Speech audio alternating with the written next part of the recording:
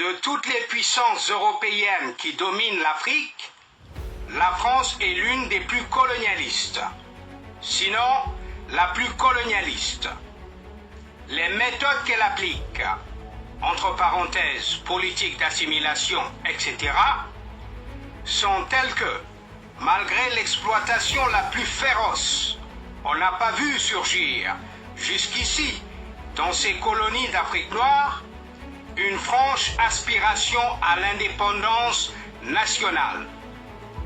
Le colonialisme français a même réussi un tour de force exceptionnel en créant des consciences politiques de tout âge, vieilles, d'âge mûr, jeunes, attelées à la défense de l'Union française. Car l'Union française, quel que soit l'angle sous lequel on l'envisage, apparaît comme défavorable aux intérêts des Africains, en ce sens qu'elle impliquera toujours une exploitation unilatérale de l'Afrique par la métropole et un étouffement des aspirations légitimes d'indépendance nationale des peuples colonisés, sans la réalisation desquels il n'y a pas de démocratie possible. Bien que l'Afrique noire doivent devenir une fédération d'États nationaux, du Sahara au Cap, de l'océan Atlantique à l'océan Indien, la France est arrivée à imposer à quelques esprits africains l'idée d'un rafistolage de la métropole et des colonies. Tel apparaît, dans toute son ampleur, le danger du colonialisme français. On peut le comparer à un poison qui pénètre jusqu'au centre de notre volonté et détruit nos capacités de réaction, aveugle notre esprit et laisse sur nos lèvres des vocables comme l'Union française que nous balbutions comme des automates irresponsables. Tel apparaît, dans toute son ampleur, le danger du colonialisme français. On peut le comparer à un poison qui pénètre jusqu'au centre de notre volonté et détruit nos capacités de réaction, aveugle notre esprit et laisse sur nos lèvres des vocables comme l'Union française que nous balbutions comme des automates irresponsables. Tel apparaît, dans toute son ampleur, le danger du colonialisme français. On peut le comparer à un poison qui pénètre jusqu'au centre de notre volonté et détruit nos capacités de réaction, aveugle notre esprit et laisse sur nos lèvres des vocables comme l'Union française que nous balbutions comme des automates irresponsables. Voilà pourquoi il nous faudra toujours dénoncer vigoureusement l'Union française sans nous arrêter à mi-chemin. Il nous faut entendre par là que corrélativement à la dénonciation des méfaits du colonialisme français, de la duperie de l'Union française, on doit dire aux militants par quoi nous devons et pouvons remplacer ce mal. C'est alors que s'impose l'idée d'indépendance nationale à tous les esprits. Le colonialisme français, c'est le poison. Son antidote, c'est-à-dire le seul remède efficace, c'est l'indépendance nationale. C'est en ce sens que poser le problème de l'indépendance nationale implique le balayage définitif du colonialisme français et de tout ce dont souffre l'Afrique.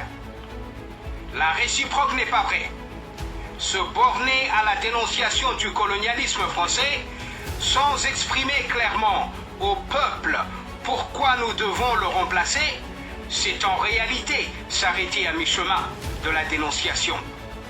Cela ne peut correspondre qu'à une cécité politique ou à la dissimulation de buts dont la poursuite ne tardera pas à apparaître comme une véritable trahison des intérêts nationaux africains. Dénoncer le colonialisme est un facteur d'éducation politique qui sera toujours nécessaire. Mais envisager concrètement le moyen le plus sûr et le plus rapide de couper la racine du mal, de briser le colonialisme doit paraître encore plus nécessaire aux esprits soucieux d'efficacité. Force nous est donc d'envisager des formes actives de lutte pour nous débarrasser du colonialisme français et des autres. Mais le colonialisme est comparable à une herbe vivace qui, à mesure que le sol se dessèche, pousse des racines de plus en plus profondes pour garder contact avec les couches nourricières. Ainsi, les puissances colonisatrices, sentant que l'heure de leur déclin sonnera bientôt, se réorganisent sur le champ de bataille, inventent une nouvelle stratégie et une nouvelle tactique. Jusqu'à ces dernières années, la France, l'Angleterre, le Portugal, l'Espagne, l'Afrique du Sud avaient gouverné leurs colonies d'Afrique sans se consulter, sans se rendre des comptes mutuels. Toutes ces puissances s'aperçoivent aujourd'hui que le seul moyen de faire durer la colonisation en Afrique est de coordonner leurs méthodes de domination dans cette partie du globe, de se concerter pour toutes les mesures importantes à prendre désormais. C'est ainsi qu'il s'est constitué un conseil permanent de coordination des méthodes coloniales composé des représentants des pays sous-désignés. Ce conseil s'est réuni en 1952 à Londres pour statuer sur l'ensemble des problèmes qui se posent en Afrique au sud du Sahara.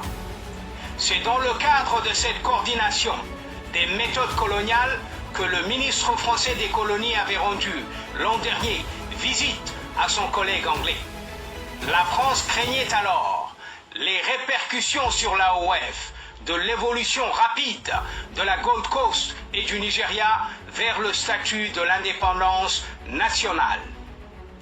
C'est aussi dans le cadre de cette coordination que le ministre anglais des colonies, Lyttleton, rend aujourd'hui même, 23 mai 1953, visite à son collègue français, à la suite du développement de la lutte d'indépendance nationale dans l'ensemble des colonies britanniques, Kenya, Nigeria, Gold Coast, etc. À l'heure actuelle, toute entreprise importante en Afrique, aussi bien sur le plan économique que social ou politique, entre parenthèses, construction de routes, volume du budget pour l'éducation des autochtones, opportunité de la répression, etc., est précédée par une consultation des puissances intéressées. On est en face d'une véritable sainte alliance européenne impérialiste agonisante. Cette sainte alliance s'imposera de plus en plus comme une nécessité aux puissances colonisatrices avec l'éveil de la conscience nationale. Nous sommes donc forcés de réviser notre stratégie et notre tactique et de les adapter à cette nouvelle situation si nous voulons accroître nos chances de succès. À la coalition, il nous faut opposer la coalition. Il est plus que jamais nécessaire de dresser contre la coalition de la vieille Europe celle des jeunes peuples de toute l'Afrique victimes de la colonisation. Or, quel est le caractère de la lutte en Afrique à l'heure actuelle? Le fait dominant à l'heure actuelle en Afrique noire est l'existence de mouvements politiques prétendus réalistes, absolument décidés à s'ignorer les uns les autres. Le résultat est que les puissances colonisatrices les écrasent successivement avec la plus parfaite aisance, sans coup férir. L'exemple du RDA et de l'Union africaine du Kenya sont typiques à cet égard. Au cours de la même semaine, les militants des deux mouvements entre parenthèses, Williams, Moké, Jomo Kenyatta, sont jugés de la façon la plus sévère sans que les masses de toute l'Afrique aient été secouées par de profonds remous. L'opinion du continent est à peine ébranlée par le sort de ses militants. Le résultat serait différent si nous avions compris qu'étant donné l'isolement géographique de l'Afrique par rapport aux pays progressistes, la meilleure tactique consiste à faire en sorte qu'au moindre attentat à la vie ou à la sécurité d'un militant, où que ce soit, il s'ensuive une réaction en chaîne à l'échelle du continent, pouvant prendre, au minimum, la forme d'une paralysie de la vie économique. Cela nous coûterait relativement très peu et beaucoup aux impérialistes qui exploitent nuit et jour notre peuple et nos ressources pour que l'Afrique ressemble à une caisse vide lorsque sonnera l'heure fatale de l'indépendance nationale. Quelle serait à l'heure actuelle la meilleure forme de réaction pour arrêter la main des bourreaux et donner confiance aux militants dans l'efficacité des méthodes appliquées par leurs dirigeants, pour leur donner confiance dans la bonne orientation de la lutte politique? Le jour où cette coordination existera, le rapport des forces sera profondément modifié. Or, tout est là. Nous serions maîtres de la situation. Nous pourrions faire libérer un militant par une sorte de pétition-sommation, car les impérialistes sauraient que derrière cette pétition existe une force réelle qu'on peut déclencher à tout moment. Ils éviteraient alors le plus possible de nous pousser à cet extrême. Dans le cadre d'une pareille organisation de la lutte, nous pourrions exprimer avec plus d'efficacité notre solidarité aux forces progressistes, nous permettre de recevoir sans crainte un appui.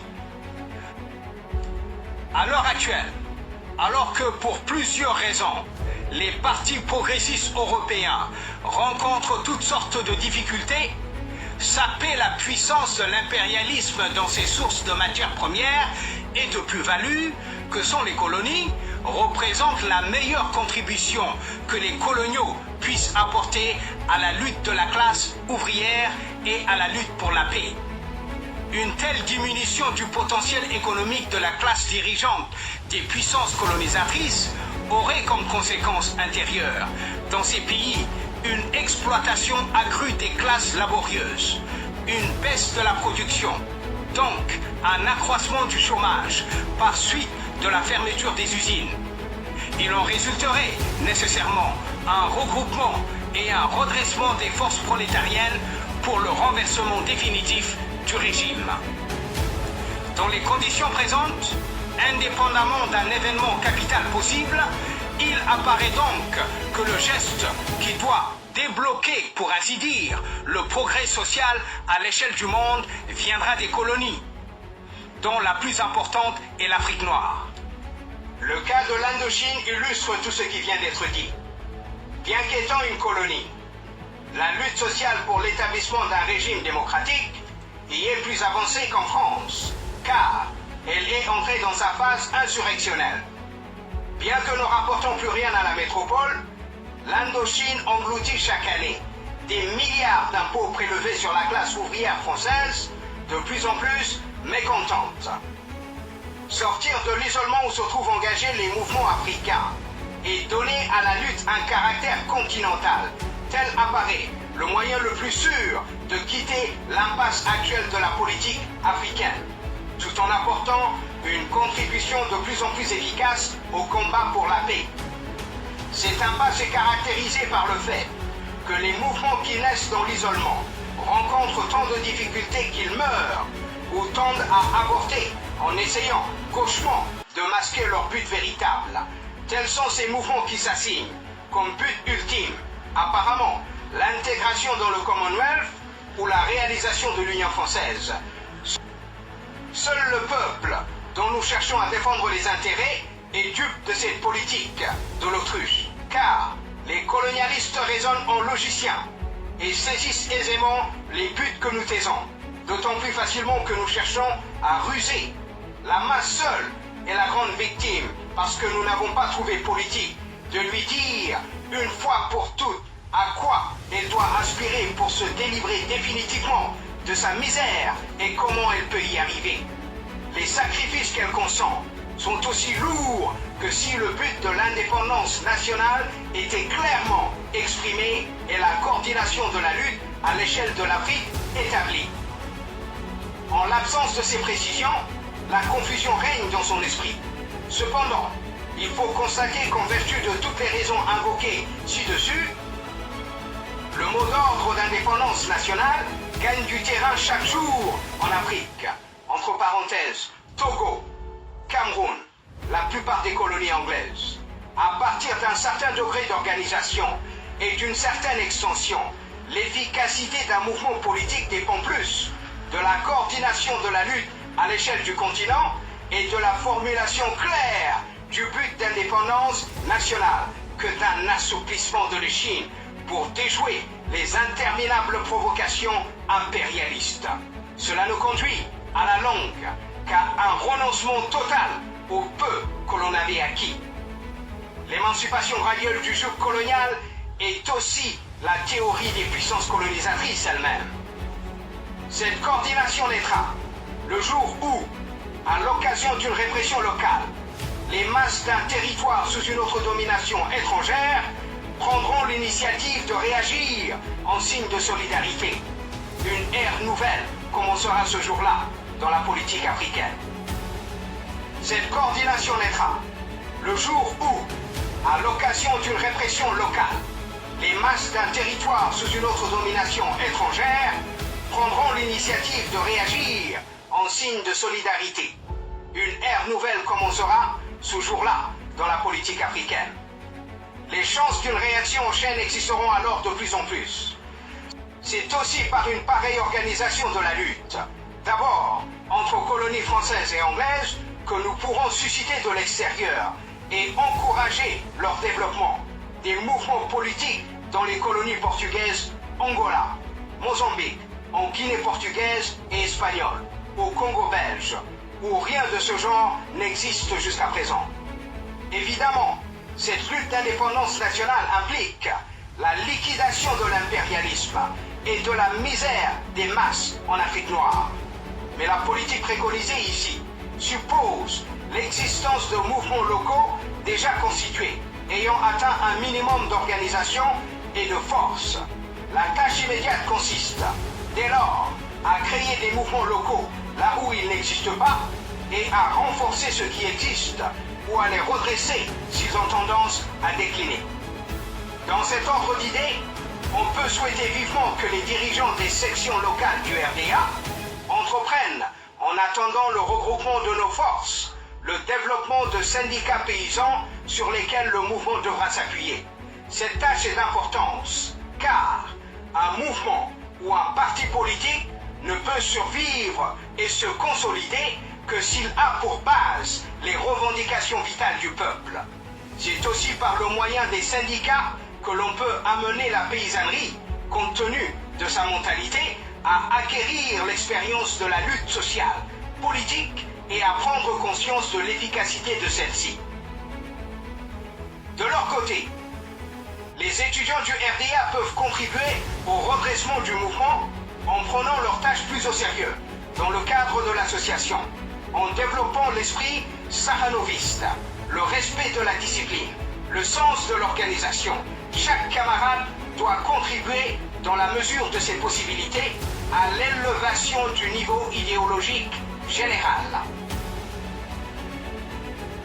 Chaque camarade doit contribuer, dans la mesure de ses possibilités, à l'élévation du niveau idéologique général.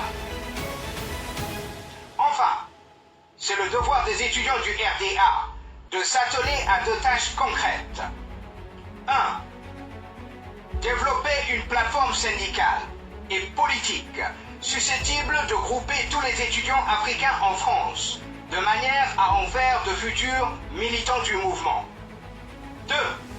dénonçait constamment la politique de compromission des parlementaires africains, et en particulier celle des parlementaires RDA. En effet, l'expérience a montré que le recul tactique des parlementaires RDA n'est autre chose qu'un abandon définitif de la ligne anticolonialiste de notre mouvement. Nous réclamons donc, une fois de plus, la convocation du comité de coordination pour la clarification de la situation. Cher Anta Diop, la lutte en Afrique noire, bulletin mensuel de l'Association des étudiants RDA, Paris, mai-juin 1953.